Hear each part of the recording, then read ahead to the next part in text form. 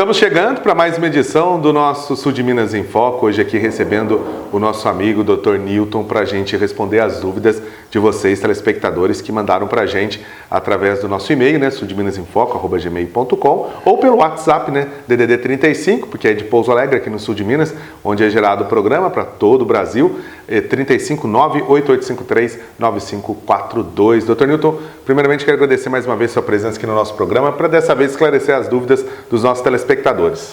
Ô Lucas, sempre um prazer estar de volta aqui no seu programa, né? Trazendo um pouco de informação, esclarecendo as dúvidas dos nossos telespectadores aí.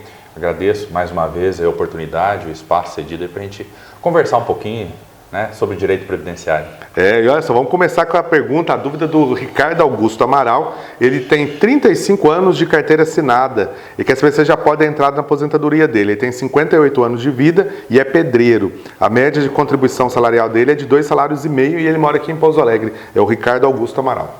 Bem, Ricardo, em relação à aposentadoria, hoje a gente chama de aposentadoria voluntária, não é mais aposentadoria por tempo de serviço ou por tempo de contribuição.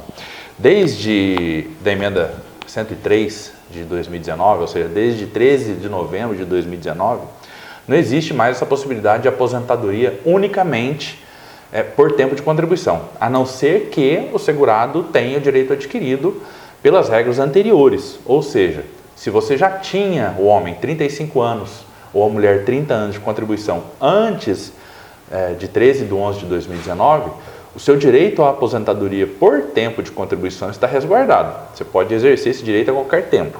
Entretanto, como você agora que vai completar os 35 anos, né, você já não cai mais nessa regra, você não tem o direito adquirido. No máximo, naquela época, você tinha a expectativa de direito, né? Então estava próximo de adquirir o direito para a aposentadoria naquelas regras. Então, você vai se enquadrar numa das regras de transição da nova lei. Provavelmente, pelo tempo de contribuição que você tem, você vai conseguir se aposentar pela regra de transição do acréscimo de 100%, do pedágio de 100%. Além do 100% de contribuição, 100% do tempo que faltava lá em 13 de 11 de 2019. Então, por que eu digo que é provável? Porque é necessário a gente fazer um cálculo mais aprimorado, né, mais detalhado desse tempo seu de contribuição até aquela data e ver a idade mais tempo de contribuição para ver quando você vai cumprir a primeira regra, né? Mas provavelmente vai ser essa regra de transição do pedágio de 100%. Além da exigência de 100% do tempo que faltava, de mais 100% do tempo que faltava, você precisa também ter a idade mínima de 60 anos. Então, daqui a 2 anos, né? 2 anos você completa os 60 anos de idade.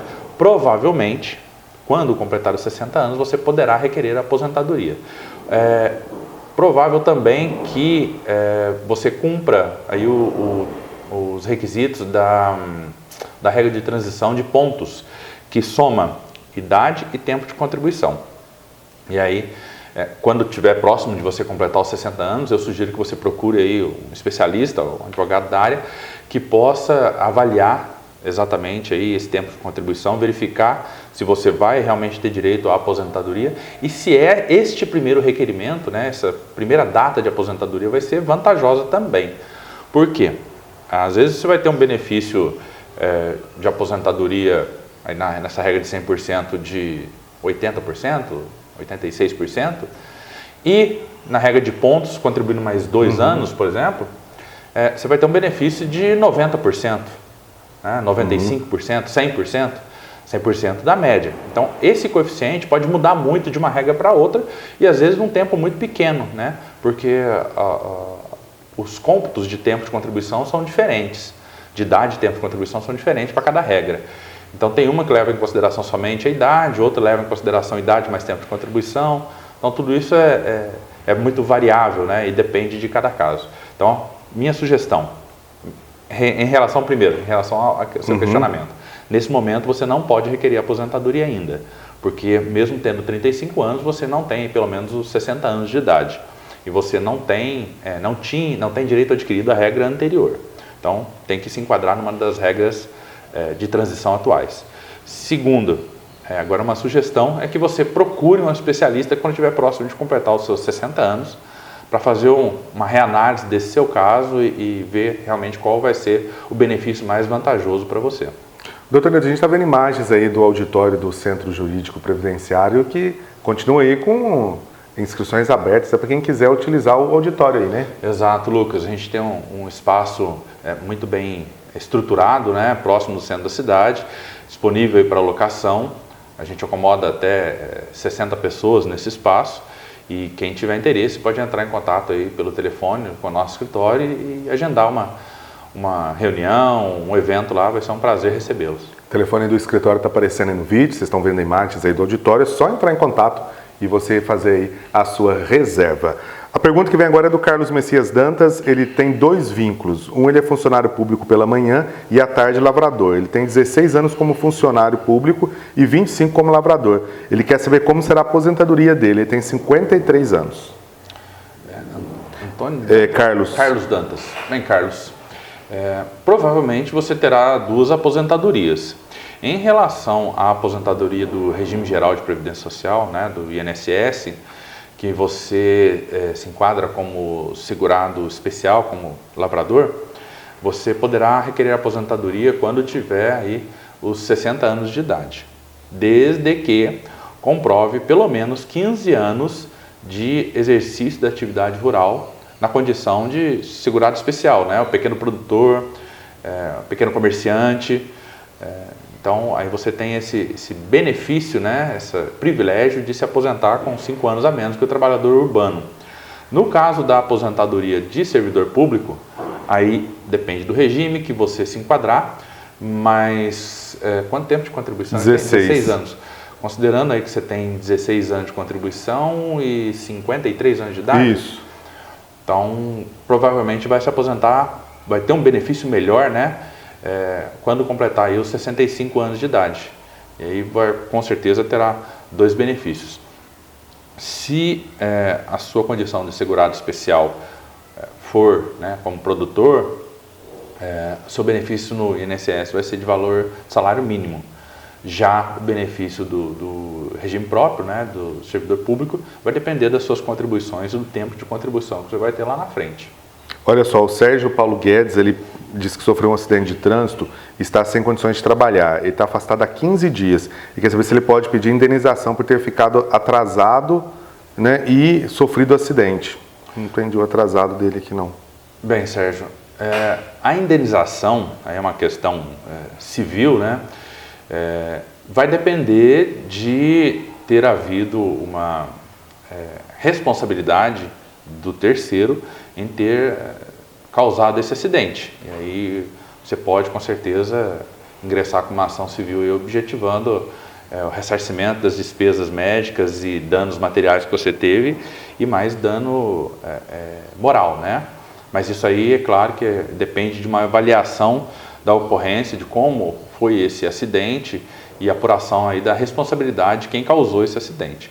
Em relação ao INSS, apesar de você falar que está afastado por 15 dias, mas não mencionou se é contribuinte individual ou se é autônomo, né, ou se é empregado. Se você for empregado, e aí os primeiros 15 dias de afastamento são por conta da empresa, se você ficar mais de 15 dias afastado, a partir do 16º dia, você já pode fazer o pedido de auxílio-doença ou de benefício por incapacidade temporária, junto ao INSS. Se após consolidadas aí os danos que você teve, restar alguma sequela, né, você teve diminuição da capacidade de trabalho, você poderá requerer junto ao INSS, inclusive, um benefício de auxílio-acidente, que é um benefício de caráter indenizatório. Esse auxílio-acidente, ele é no valor correspondente a 50% do seu salário de benefício, né? Salário de contribuição, desculpa. Então, ele não impede que você continue trabalhando. Esse benefício, inclusive, vai perdurar até que você se aposente. Então, quando você requerer aposentadoria e for concedida a sua aposentadoria, cessa o auxílio-acidente e começa a pagar somente a aposentadoria dali. Dali em diante, o valor que você recebia a título de auxílio-acidente, inclusive, vai ser considerado como salário de contribuição na hora do cálculo do benefício. Então, vai ter uma vantagem, né, inclusive, no cálculo do benefício. Se você é contribuinte individual, você já poderia ter feito o requerimento aí de auxílio-doença, porque ele não tem esses 15 dias, né, por conta do empregador, até porque não tem empregador. Então, o segurado contribuinte individual ou autônomo, a partir do momento que o benefício de incapacidade temporária ou aposentadoria por invalidez, ele é devido a partir do momento que o segurado está incapacitado. Então, sofreu acidente hoje, está incapacitado, a partir desse momento já é devido o benefício. Então, pode fazer o requerimento já e aguardar aí essa recuperação, né? E se havendo diminuição da capacidade laborativa, é possível, inclusive, a concessão do auxílio acidente também. Doutor Nilton, e tem novidades aí no INSS, né, que você vai apresentar hoje para o nosso telespectador? Pois é, Lucas, aproveitando até o assunto da última pergunta, aí, né? Mais recentemente, ontem, para ser mais exato, teve uma nova portaria aí do INSS, se não me engano, o número 38, que estendeu o prazo para os requerimentos de benefício por incapacidade temporária, que era de 120 dias, passou a 180 dias, sem necessidade de análise pericial. Ou seja, antes existia a possibilidade de requerimento de auxílio-doença, vamos falar aqui de auxílio-doença, né, por ser um termo mais fácil, mais conhecido de todos, mas hoje o nome correto é benefício por incapacidade temporária. Então, o antigo auxílio-doença, até um tempo atrás, você poderia fazer o requerimento via internet, apenas apresentando o laudo médico, né? Claro que o laudo médico precisa ter alguns requisitos, né? Como identificação do médico, número de CRM, Código Internacional da Doença, que é a CID, o prazo de afastamento do segurado, né? E esse benefício era limitado a 120 dias. Então, a partir de agora, passa a ser 180 dias. Além disso, dispensa aí a necessidade de parecer médico pericial. Então, a análise documental vai ser feita pelo próprio servidor do INSS. E tem uma pegadinha, né? Sempre tem uma pegadinha. O objetivo dessa nova portaria, desse projeto aí, claro, diminuir as filas, enormes filas que vêm ocorrendo, vêm formando no INSS na concessão desses benefícios, na análise e concessão desses benefícios por incapacidade. Até porque são benefícios que deve ter uma prioridade, né? Porque o segurado que requer um benefício ele não está trabalhando. Se ele não está trabalhando, ele não está oferindo renda. E como é que fica a situação dele, como é que fica a situação da família? Então, é um benefício eminentemente alimentar mesmo. No entanto, aí vem a pegadinha. O que a gente tem visto, né, e acredito que agora a tendência, infelizmente, é piorar, é que tem havido muitos indeferimentos, muitas negativas desses benefícios, exatamente por dispensar a análise do médico perito do INSS. O que já era uma situação complicada, né, que a gente via muita discussão com relação a isso, porque diariamente a gente vê o segurado com um laudo atestando aí que ele não tem condições de trabalho por bastante tempo, ou que ele está incapacitado definitivamente, e quando ele vai na perícia do INSS, vai buscar o benefício que lhe é devido, ele encontra aí uma certa resistência por parte do INSS, e algumas vezes até laudos periciais dos peritos, né, conflitantes entre si e conflitantes com o laudo que ele tem. Então, a gente tem encontrado muita negativa de benefício. Então, o objetivo de realmente diminuir a fila, de acelerar a análise desse benefício, tem sido cumprido. Mas o segurado tem que ficar atento, porque em muitos dos casos não vale a pena ele fazer esse tipo de requerimento.